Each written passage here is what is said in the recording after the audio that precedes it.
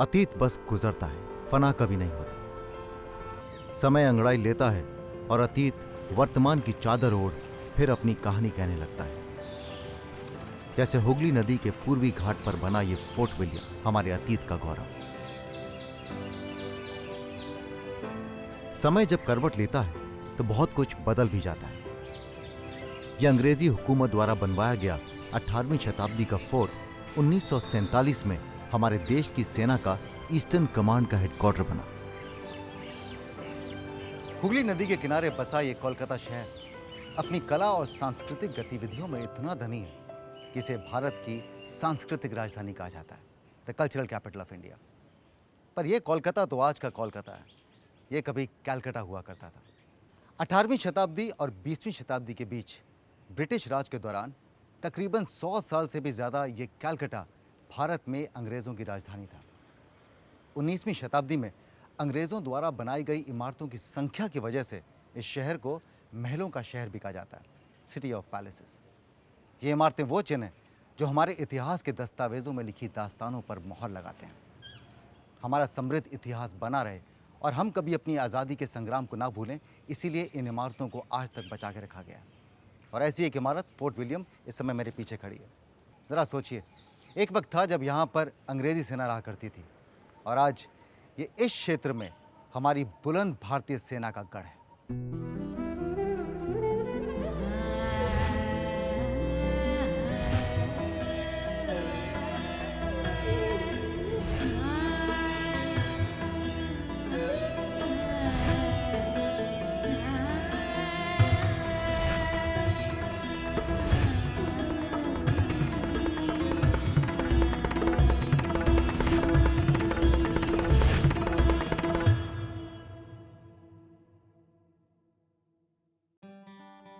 इस कड़ी में जाऊंगा ब्रिटिश राज में बने फोर्ट विलियम, जो आज है भारतीय सेना की ईस्टर्न कमांड का हेडक्वार्टर। एक नजर होगी गुरुदेव रविंद्रनाथ टैगोर के जीवन पर उनके पुश्तैनी घर में।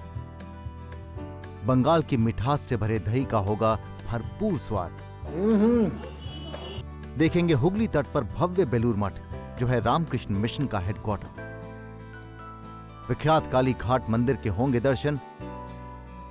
बंगाल की खास तांत साड़ियों का कारीगर से लेकर दुकान तक का सफर। बैरकपुर में जानूंगा कैसे बचाया जा रहा है गंगा की लुप्त होती मछलियों को। जाऊंगा बैरकपुर में शहीद हुए मंगल पांडे की याद में बने पार्क में। गांधी स्मारक संग्रहालय में देखूंगा गांधी जी की बंगाल से जुड़ी कुछ स्मृतियों को।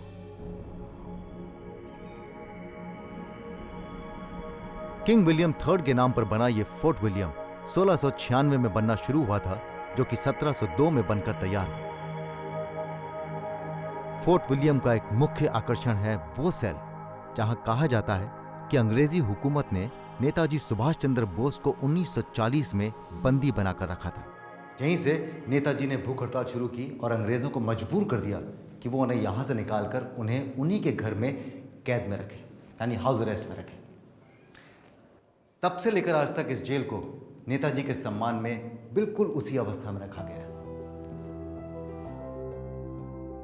लगभग 70 हेक्टेयर में फैले इस फोर्ट में ब्रिटिश राज की खूबसूरत वास्तुकला की पुरानी इमारतें हैं, जैसे यहाँ का पुस्तकालय, लाइब्रेरी, जहां आज भी किताबें पढ़ी जाती हैं।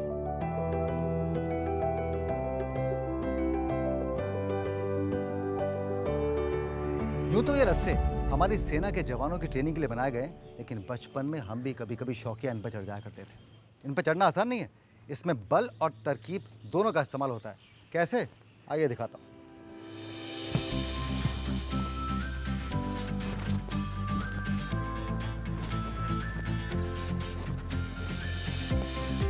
अब थोड़ा शो ऑफ का टाइम।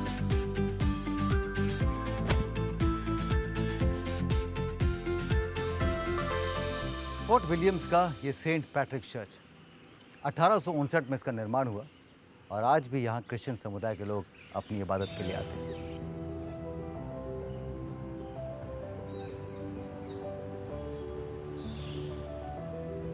ठाकुरबाड़ी, गुरुदेव रविंद्रनाथ टैगोर का पुश्तैनी घर। वो घर जहां से यात्रा शुरू हुई उस शख्सियत की जिसके गुणों को बयां करने के लिए शब्द कम पड़ जाते हैं। गुरुदेव बहुआयामी यानी मल्टी फैसेटेड प्रतिभा वाले शख्सियत थे। वो कवि, साहित्यकार, दार्शनिक, नाटककार, संगीतकार और चित्रकार थे। कुछ नाम ऐसे होते हैं कि जिनके बारे में जब मैं बात करता हूँ तो बहुत छोटा महसूस करता हूँ, और वो इसलिए क्योंकि उन नामों के पीछे का व्यक्तित्व इतना महान होता है, या यूँ कहो कि इतना विशाल होता है कि उन्हें संक्षिप्त में समेटना मुमकिन नहीं। किसी भी शताब्दी में बहुत कम ऐसे नाम होते हैं जिनमें प्रतिभाओं का संगम होता है, जिनकी सोच इतनी प्रगतिशील और इतनी प्रभावशाली होती है कि वो एक पूरे समाज की प्रेरणा बन जाते हैं, जो सिर्फ अपनी प्रतिभाओं के गौरव में नहीं जीते बल्कि अपनी प्रतिभा से उसी समाज में एक सकारात्मक बदलाव लाने का मंसूबा भी रखते हैं, जिनके शब्दों में इतनी जान होती है कि वो अमर बन जाते हैं। मैं बात कर रहा हूँ गुरुदेव रविंद्रनाथ टैगोर की, और आज मैं उन्हीं के घर में हूँ जहाँ मुझे इस म्यूज़ियम की क्यूरेटर डॉक्टर बैसाखी मित्रो गुरुदेव के जीवन के कुछ अंशों से मिलवाएंगे। जी, जो घर अब दिख रहा है यहाँ पे, ये 250 इयर्स ओल्ड है ऑलमोस्ट, और ये है फैमिली कोर्टयार्ड जिसको हम ठाकुर दालान कहते हैं। तो जब उस द्वारकानाथ उसका ग्रैंडफादर के समय था, इसमें पूजा होता था, idol worship. Then after his father came Debendranath, he believed in the Brahmo religion, so he stopped idol worship, और फिर यहाँ पे प्रेयर्स होते थे। इंटरेस्टिंग बात की अभी ब्रह्मो समाज के बारे में, और हम सब जानते हैं गुरुदेव ब्रह्मो समाज के प्रीचर थे। एंड गुरुदेव किसी स्कूल में नहीं गए, उन्होंने जो शिक्षा हासिल की वो घर में हासिल की, और उसके बाद जब लंदन गए थे तो वहाँ पे भी अपनी पढ़ाई छोड़ के आ गए। उसका पूरा स्कूलिंग घर में ही हुआ, होम ट्यूटर्स थे जी। बाद में वो इंग्लैंड गए, वो भी नहीं ख़त्म किया। हाँ, वो भी ख़त्म नहीं किया। It's difficult to chain him down to anything. या it was so difficult to chain him with one talent. या वो 60 इयर्स में पेंटिंग करना शुरू किया और इतने सारे पेंटिंग क्रिएट किया, तो it's rare talent we have. अच्छा डॉक्टर मित्रा, रविंद्रनाथ टैगोर तो बहुत से लोगों के लिए प्रेरणा है, पर क्या कहीं ये हिस्ट्री में मेंशन है कि उनकी प्रेरणा कौन थे? मेनली दो तरफ से उनको प्रेरणा मिली है। एक तो उपनिषद जी, he was very much influenced by the teachings in there, और प्रकृति, नेचर, और नेचर में नदी, अच्छा, रिवर।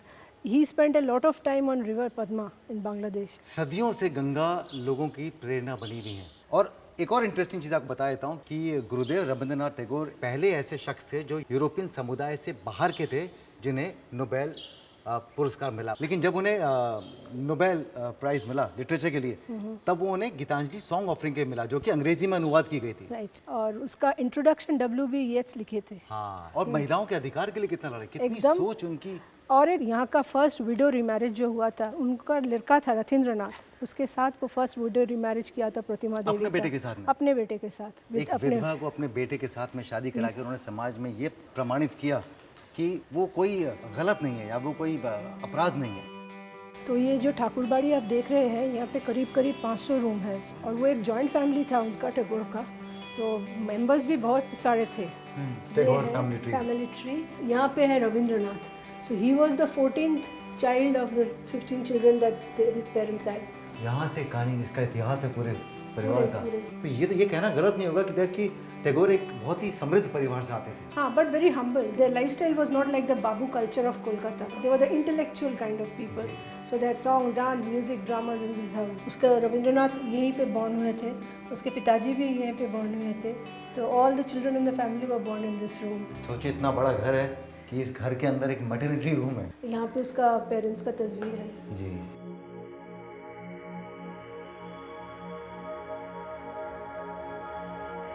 यही वो कमरा है जहाँ पर गुरुदेव रविंद्रनाथ टैगोर ने अपने आखिरी पल जिए। वो तो चले गए, और हमारे लिए एक इतनी बड़ी धरोहर, इतनी बड़ी संपदा छोड़ गए। कवि गुरु रविंद्रनाथ ठाकुर का ज्यादातर लेखन बांग्ला में है, लेकिन उनकी लोकप्रियता हमारी राष्ट्रीय भाषा हिंदी में भी कम नहीं है। 1861 में जन्म और 1941 में दुनिया से जाने के बीच में गुरुदेव ने अपनी प्रतिभाओं का जो प्रमाण दिया, वो इस बात की पुष्टि करता है कि इंसान अगर चाहे तो क्या कुछ नहीं कर सकता। शांति निकेतन की स्थापना, गीतांजलि की रचना, रविंद्र संगीत, हमारा राष्ट्रगान, बांग्लादेश का राष्ट्रगान, इन सब के पीछे सिर्फ एक ही नाम है जो कहता है, एकला चलो रे, एकला चलो रे। मीठे में होगा मेरा मनपसंद मिष्टी दोई। देखेंगे बेलूर मठ, जहां स्वामी विवेकानंद ने बिताए अपने जीवन के आखिरी पल। जाऊंगा प्राचीन काली घाट मंदिर, जो है एक शक्तिपीठ। साड़ी की दुकान में देखूंगा विशेष तांत साड़ियां।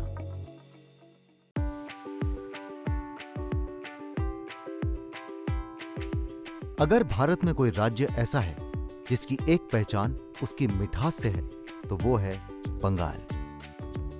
दही तो हमारे खान पान का एक अहम हिस्सा है ही, लेकिन अगर उसमें बंगाल की मिठास मिली हो तो बात ही कुछ और है। देखिए, पिछले सीजन में मैंने आपको बंगाल के मशहूर संदेश खिलाया था, आपको मैंने रसगुल्ला खिलाया था। इस सीजन में मैंने आपको लैंगचा खिला दिया। अब बारी है मेरी सबसे पसंदीदा बंगाली मिठाई की, मिष्टी दोई। और मेरा स्वाद जो है ना वो ऑलरेडी दुगना हो गया। एक तो कारण कुल्हड़ है और दूसरा ये कि जिस दुकान पर मैं खड़ा हूँ ये दुकान 1826 से लोगों का मुंह मीठा करती आ रही है। जी हाँ, 1826 मतलब 2 शताब्दी, 2 सेंचुरीज ऑलमोस्ट। करेक्ट। और यही दुकान इसी जगह पर थी, एक जगह में। तो वही फैमिली चलती आ रही है। जी, मैं 5th जनरेशन हूँ। तो ये मिष्टी दोही वगैरह जो है क्या ये तब से बनता आ रहा है? संदेश शुरू हुआ जी। मिष्टी पीछे हुआ है। अच्छा, तो कोई रीजन है कि मिष्टी दोही को हमेशा कुल्हड़ में देते हैं, ये मिट्टी का बर्तन में क्यों देते हैं? ये खाने में अच्छा लगता है, प्लास्टिक को डिब्बा में देने से गड़बड़ हो जाता है। हाँ, इसका बैठता नहीं। इससे एक फायदा ये भी होता है कि हमारे पर्यावरण में प्लास्टिक नहीं जाता, मिट्टी जाता है। अच्छा, मिष्टी दोही बनता किससे है? Milk and sugar. चलिए, बहुत बातें हो गई, मुझे मिष्टी दही चखना चाहिए। तो आ गई है वो घड़ी जब मैं चखूंगा अपनी फेवरेट टेस्ट बंगाली मिठाई। ये देखिए। कैसा लग रहा है? ये तो मैं अकेला इतना सब खा सकता हूँ। वाह। कहीं ना कहीं मुझे लगता है कि ये बाकी मिठाइयों से थोड़ा ज़्यादा हेल्दी है, क्योंकि दही जोड़ा है इसके अंदर और दही हमारे सेहत के लिए अच्छा होता है, आप जानते हैं। अच्छा, ये घड़ी बहुत खूबसूरत है। ये कितना पुरानी है? ये घड़ी का वयस हो गया 160। 160 160 ईयर। 160 ईयर ओल्ड घड़ी अभी भी चलती है। जी, इसकी तो कीमत कुछ अलग ही होगी। एंटीक हो गया। या घड़ी ने इस दुकान का वक्त बदल दिया। एक जरूर। आत्मनो मोक्षार्थ जगद्विताय च, जिसका अर्थ है अपनी मुक्ति और दुनिया के कल्याण के लिए साधन। ये रामकृष्ण मिशन का उद्देश्य है। दुनिया भर का भ्रमण करने के बाद स्वामी विवेकानंद ने रामकृष्ण मिशन की स्थापना 1897 में की और 1898 में बेलूर मठ की स्थापना की। सिम्फनी ऑफ आर्किटेक्चर कहे जाने वाले बेलूर मठ 1938 में बनकर तैयार हुआ। इसी स्थान पर स्वामी विवेकानंद ने अपने अंतिम दिन गुजारे थे। तू ही शक्ति, तू ही काली, तू ही राक्षस विनाशिनी है। कोलकाता में हो तो पौराणिक कथाओं से जुड़ी मां काली का जिक्र स्वाभाविक है। कोलकाता का प्रख्यात काली घाट मंदिर, जो कि एक शक्तिपीठ है, हर दिन यहां भक्तों का अपार भाव देखने को मिलता है।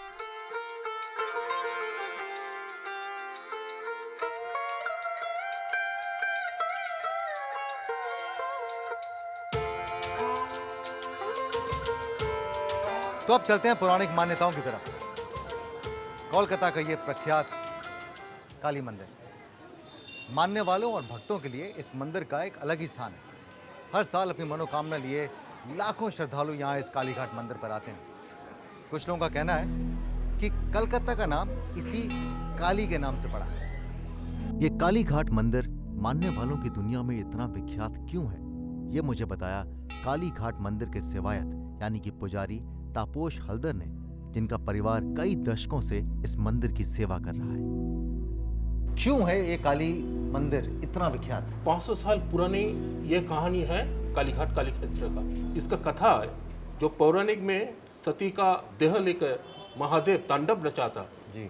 तब उसी वक्त विष्णुदेव सुदर्शन चक्र से सती का देह खंड खंड करके पृथ्वी के ऊपर छोड़ा जी। तो इसलिए उस कहानी के मुताबिक सती की दान पैर के 4 अंगुलियां यहाँ गिरे थे।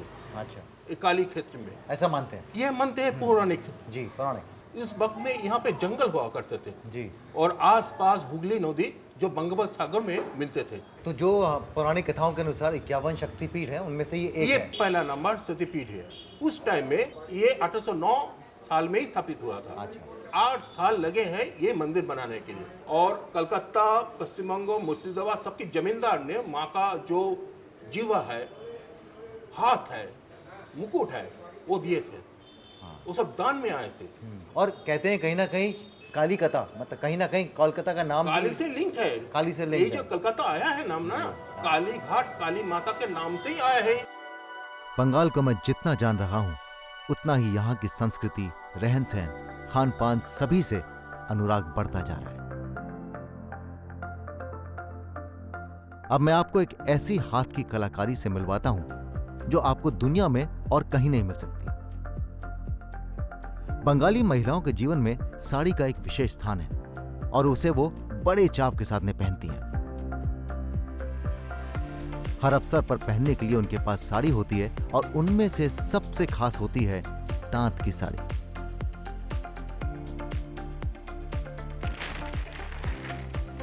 जी नहीं, आज मैं अपनी सास के लिए साड़ी खरीद नहीं रहा हूँ। आज मैं साड़ी बेच रहा हूँ आप लोगों को। और कोई ऐसी वैसी साड़ी नहीं बेच रहा हूँ, मैं आपको बेच रहा हूँ तांत की साड़ियाँ, जो कि अपने काम के लिए भी मशहूर हैं और जिस कपड़े पर वो काम होता है उसके लिए भी उतनी ही मशहूर है। सही कहा सर मैंने?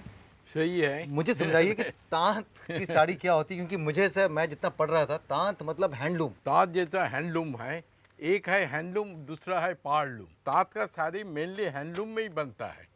अच्छा, एक है कॉटन है, हैंडलूम कई है, पहनने से और भी बढ़िया लगेगा। तांत का जो काम है वो क्या सिर्फ कॉटन के कपड़े के नहीं, ऊपर होता है? ताँत का काम जो कॉटन में भी होता है, जैसे हमारा पहले रेशम रेशम, जैसे हाँ, जैसे जी। वो भी ताँत में ही बनता था। हमारा इधर में ही जैसे है, हाँ 30 से 35 टाइप का आपको हैंडलूम का कपड़ा दिखाई देगा। एक कपड़ा भी बहुत फाइन है, पहनने से हाँ, भी बहुत अच्छा लगेगा। बिल्कुल एकदम ट्रांसपेरेंट, मतलब हल्का कपड़ा। हल्का कपड़ा है। तो गर्मियों में तो ये बहुत, गर्मी में सबसे अच्छा है। तो इसीलिए शायद बंगाल के अंदर बहुत सारी महिलाएं ये कपड़ा पहनती यही हैं। कपड़ा पहनता है। अभी यहाँ का कितना खास क्यों है? यहाँ बहुत नाम है तांत की साड़ी का। यहाँ ढाकाई जामदनी, ढाकाई मतलब ढाका, ढाका और जामदनी मतलब जो जामदनी काम। का अपना काम। जब पार्टीशन हुआ वहाँ के कुछ ताँती लोग हमारा इंडिया में आ गया, आके यहाँ फिर से चालू किया। जी, अभी ये लोग ढाका को यहाँ से सपोर्ट करते हैं। वेरी गुड, मैं देख सकता हूँ कैसा होता है।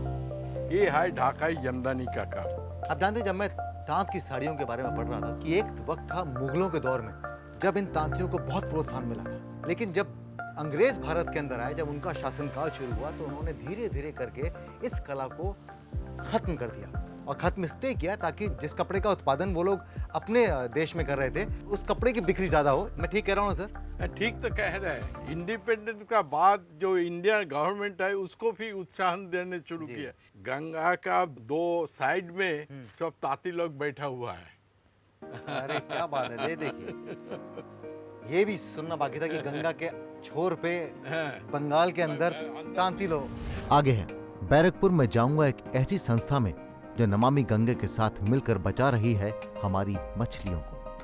1857 की क्रांति के नायक मंगल पांडे के बलिदान को करूंगा याद। होगी गांधी संग्रहालय में कुछ झलकियां गांधी जी और बंगाल के रिश्ते की।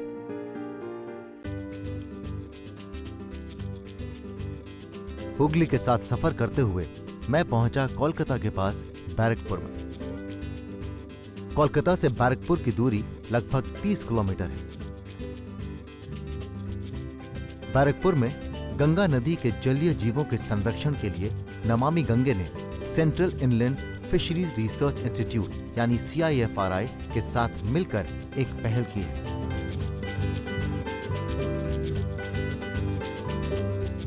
मछलियों की लगातार कम होती संख्या की वजह से आज उनका अस्तित्व खतरे में है। और अब वक्त आ गया उनको श्रद्धा देने का, जिनकी एक झलक से बच्चे नहीं बल्कि बुजुर्ग भी उत्साहित हो जाते हैं। पर वो उत्साह बस उतनी देर ही रहता है।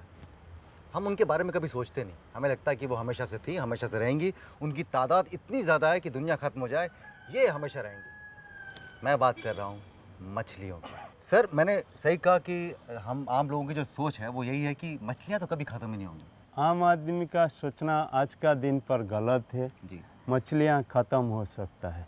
आज का दिन में आप देखेंगे गंगा में जो 230 प्रजाति का मछली मिल रहा था, अभी घट की 190 प्रजाति का हमारा स्टडी बोल रहा है। 190 रह गया। हाँ। और जो फिशरमैन पहले जितना मछली मिल रहा था अभी घट की जैसे 6,000 से 8,000 उनका इनकम हो रहा है।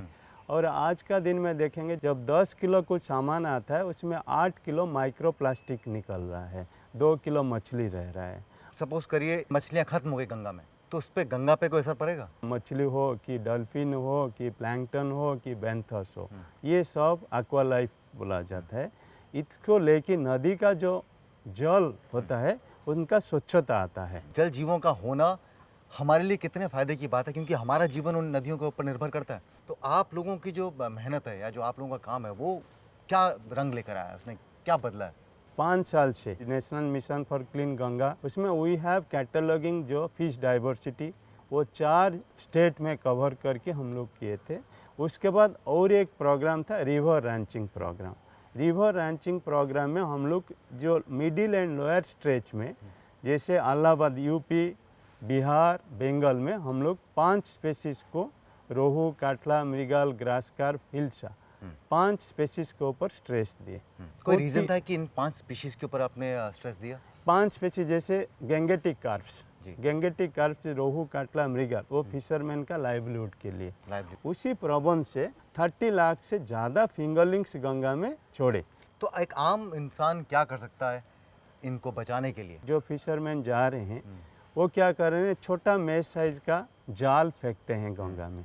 तो छोटा मछली का जब जाल फेंचेंगे वो बच्चे को पकड़ लेते हैं, और जब बच्चा मर जाएगा, बढ़ने के लिए नहीं होगा, तो वो कहाँ से उनको मछुआरा का रोजी रोटी मिलेगा? तो मछुआरों को ये समझना बहुत ज़रूरी है कि वो खुद अपने पाँव पे कुल्हाड़ी मारते हैं अगर जब वो छोटा मछली पकड़ते हैं। आपने हिल्सा का जिक्र किया, क्या उसकी जो जीवन है वो खतरे में है? फरक का बैरेज स्थापन होने से पहले हिल्सा इलाहाबाद तक मिलता था। अभी आप देखेंगे जो माइग्रेशन करता था हिल्सा इलाहाबाद तक, वो बंद है। लेकिन अभी अराउंड 15,000 हिल्सा जो बैरेज से नीचे से उठा के ऊपर छोड़ रहे हैं। और हिल्सा इज हाई फेकंडिटी, उनका अंडा बहुत मिलता है। 1 किलो हिल्सा में 10 लाख अंडा मिलता है। हम वो सोच रहे हैं यही प्रोग्राम में जो लॉस्ट ग्लोरी, बंगाल का जो सबका फेवरेट, वही ग्लोरी वापस लाने के लिए सिफरी एनएमसी की सहायता में निरंतर कोशिश कर रहे हैं।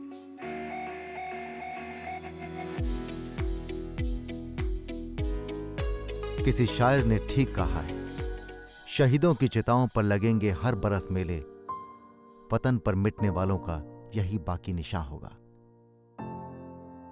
मंगल पांडे के नाम से कौन परिचित नहीं है? 1857 की क्रांति के नायक। ऐसा कहा जाता है कि यहाँ बैरकपुर में अंग्रेजों ने उन्हें एक पेड़ से लटकाकर फांसी दी थी। ये मंगल पांडे पार्क उनके साहस और बलिदान के सम्मान में भारतीय सेना ने यहाँ बनाया। बैरकपुर में गंगा किनारे बना ये मंगल पांडे पार्क उन्हें समर्पित है।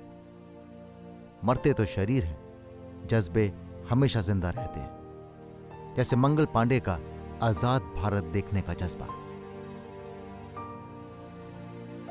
सत्य, अहिंसा, कर्मठता, ये सारे शब्द किसी एक में समाये हुए हों तो वो बापू ही होंगे। आज़ादी के संघर्ष के दौरान महात्मा गांधी कई बार बंगाल आए। उनके इन्हीं दौरों की यादों को यहाँ बैरकपुर में इस गांधी मेमोरियल म्यूजियम में संजो के रखा है। अब मैं बैरकपुर में हूँ तो मैंने सोचा कि क्यों ना मैं भी उन यादों को जी लूँ। हमारे जो म्यूज़ियम है ये ईस्टर्न रीजियन का national recognised Gandhi museum. Gandhi ji जब बंगाल में आए तो कुछ चीज़ उन्होंने बंगाल में अपने हाथ से यूज़ किया था। तो मैं आपको दिखाता हूँ, उधर हमारा बंगाल गैलरी है। 77 ईयर्स ओल्ड मैन जब नुआखाली गया था, अनडिवाइडेड बंगाल में जब दंगा हुआ था ना, अभी वो बांग्लादेश में, तब उधर जाके वो अपना हाथ से ये बंगाली अल्फ़ाबेट लिखना शुरू किया। ये हमारा ओरिजिनल कलेक्शन है। ये लैंटर्न उन्होंने यूज़ किया नुआखाली में 1946-47 में।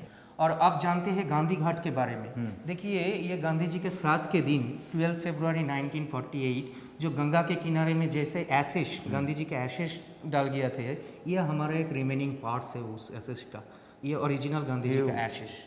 अच्छा। हाँ, और ये जो बोलपुर शांति निकेतन, जो बोलपुर टोपी, ये वही समय जब गांधी शांति निकेतन में गया था और जब उनकी मुलाकात टैगोर के साथ हुआ था। ये तो कभी ना देखने वाली तस्वीर है। हाँ, अब देखिए एक जो 2 फ्रेंड्स जी, एक गुजराती और एक बंगाली का। ये जो चरखा आप देख रहा है बंगाल से जो मकान पे थे उसी के टाइम गांधी जी अपने हाथ से यूज़ किया ये चरखा। एक धोती में पूरा जीवन बस साबरमती का ये संत ही जी सकता है। साधारण जन्म से असाधारण जीवन की मिसाल हैं गांधी। तभी तो गांधी घाट पर उनको आत्मसात करने मैं चला आया। ये वो घाट है जहां पर गांधी जी की अस्थियां का कुछ हिस्सा विसर्जित किया गया था। शांति के दूत महात्मा गांधी और मानवता के दूत गुरुदेव रविंद्रनाथ टैगोर, दो आदरणीय हस्तियां, दो महान विचारक। हमारा बीता हुआ कल और हमारा आज इनके योगदान को कभी नहीं भुला सकता। इन दोनों की सोच में या उद्देश्य में अगर समानताएं थी तो इन दोनों के दृष्टिकोण में कभी कभी फर्क था। इतिहास में इस बात का उल्लेख है कि ऐसा कई बार हुआ जब दोनों ने एक दूसरे के दृष्टिकोण की आलोचना की, लेकिन कभी किसी ने व्यक्तिगत लिया, ऐसा कभी नहीं हुआ।